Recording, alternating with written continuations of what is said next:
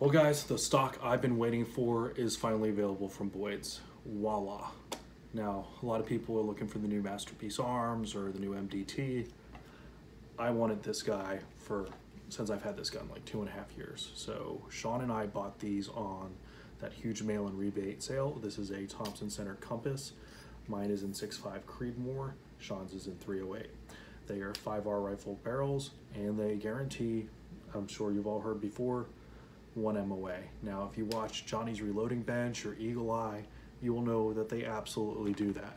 And this gun has got me bit with the bug for reloading and working that 1 MOA down to whatever the potential is. And if you look at Johnny's, you know it's pretty damn good if you got a good gun. I would attribute modern manufacturing techniques to getting this gun so damn good for, at the time I think we paid like $200 for them, $75 mail-in rebate.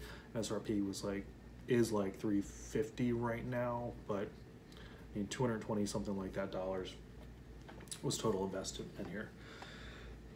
It comes with pick rails, and I originally had a Weaver Classic Extreme for hunting.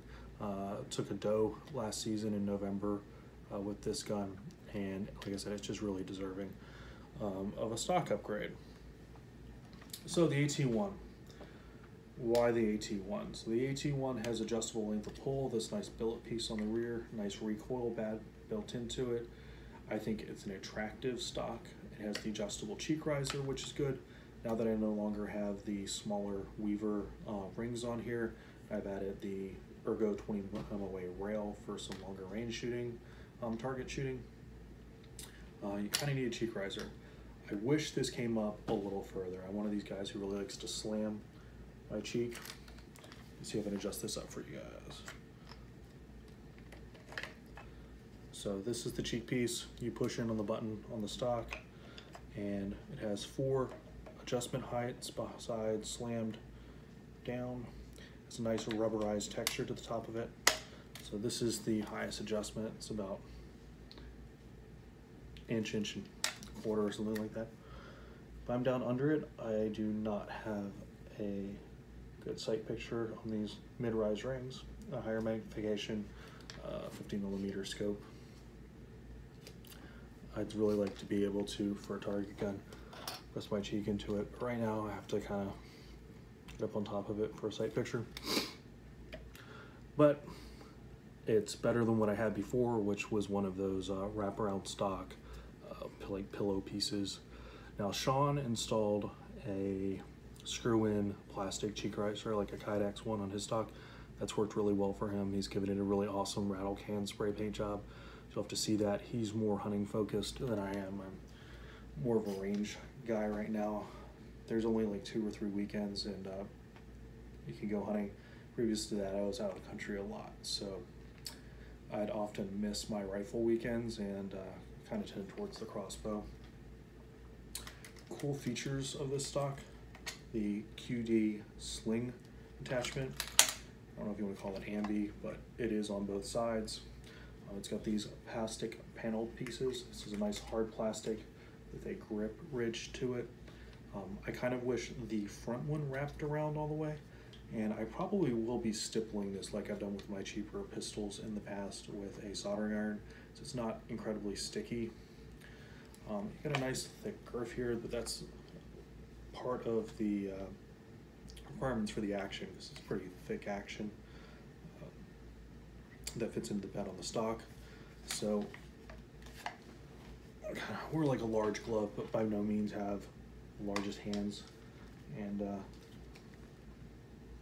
not really a great place for your thumb to rest on this. I think they've done a little bit better. I'm becoming a big fan of the Masterpiece Arms thumb rest, single side thumb rest, but as a hybrid stock one that's for both hunting and giving you some decent groups at the range, sitting on bags, I think this will ride nicely. Some bags. I've got a inexpensive bipod mounted up on here, and I will tell you, spend the money on a Harris. These are better than nothing, but I almost rather run a bag up front than not running my Harris bipod. It does have the twin sling swivels, which is a nice feature you're starting to see on the more hybrid or like tactical slash hunting associated stocks, one for the what have you bipod that you're running, and the other one for hypothetically your sling to get you up to that tree stand. My compass, I've switched to this Weaver rail, these mid-rider rings. I was running a Weaver for hunting season, Classic Extreme. That acquired some recoil damage from the amount I was shooting this thing. So I've put my trusty tried and true and well reviewed. I think I'll have to put that video up at some point. Argos BTR, really big fan of this scope. I was shooting this one in my 22 PRS competitions out at Peacemaker, and I've moved on to bigger and better Athlon products as far as glass goes. But I put this on here to work up some more loads for this rifle. I've kind of been neglecting my load development because this gun hopscotched me into a Remington PCR, which has had all my attention of late. So I think this stock's gonna work out great for me. It's really attractive. It's added some weight. That's much needed for recoil mitigation and just balance on a barricade if you're like shooting like a PRS wall. I can't say enough about how worthy this action and barrel is at the price point. You know, I haven't personally owned like a Ruger American, but just the modern manufacturing techniques and some of the design features on this make it really hard to want to move into like a Savage or a Remington 700 unless you're looking for the upgradability, and that's kind of what this stock provides. I wish Boyd's would have taken the opportunity to build in a like A6 style magazine, like a single stack. This is really nice, the magazine that they're using, because it's a 5-round flush fit rotary mag. But if you're going to buy a new stock, it is nice to get one of the more standard mag wells that accepts a higher round count magazine. Again, this is a hunting rifle. I kind of consider this a hybrid stock, one that does both hunting and some range duty. It's got nice flats across the fore end here for setting up on a bag or a rest. Now I do have, it is kind of difficult to remove the magazine. I've been playing with the tension on this hard plastic piece that kind of mounts it in there. So it comes with a washer, and I believe this is, yeah, it's like a hard plastic material that latches in on the front of the magazine release. Of note, one of the other channels that does a lot of work with the Thompson Center was having trouble with a wobbly magazine. This does not have that problem. They've definitely worked that out. They probably watched that guy's videos and taken note, but clips in just fine. But getting it out of there is not the easiest thing on earth. So initial impressions are well worth the $208 shipped.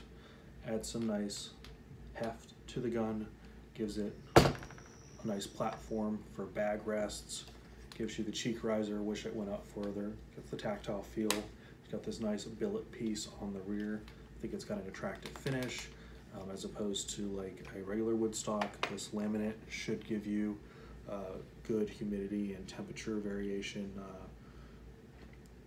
performance.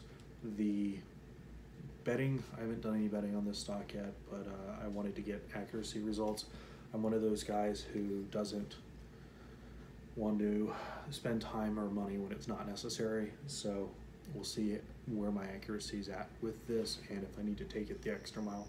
My experience with this gun is it does pretty damn good without giving too much attention to detail, and that's fine by me.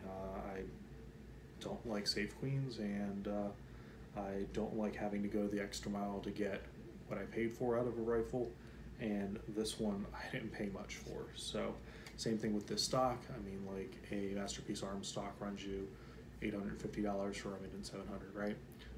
The least expensive MDT stocks are sometimes on sale for 300 and something, but you have to add a butt stock those Oric stocks that they came out with that I had to look at. Those ran $400 for, you know, I put that on the Savage for a minute.